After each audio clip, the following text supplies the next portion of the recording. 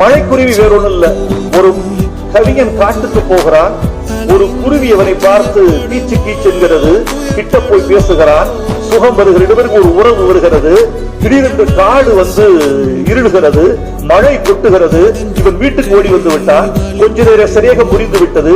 வீட்டுக்கு வந்தவன் நினைக்கிறான், ஐயோ அந்த மழையில் அந்த குருவி என்ன பாடுபடுமோ என்று வீட்டுக்கு வந்த கவிஞன் நினைக்கிறான்.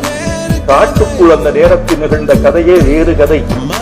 குருவி கும்மி அடிக்கிறது, மழையோடு உறவாடுகிறது, வானத்தில் வட்டமிடுகிறது, அழகு கொண்டு ஆகாயம் குத்துகிறது, மேகத்தோடு முத்தமிடுகிறது, மழைத்துளியோடு கொஞ்சுகிறது. அது நினைக்கிறது, இந்த சுகத்தை இழந்துவிட்டு அந்த மனிதன் வீட்டுக்குள் போய் என்ன துயர்படுவானோ என்று குருவி கூம்பி இருக்கிறது.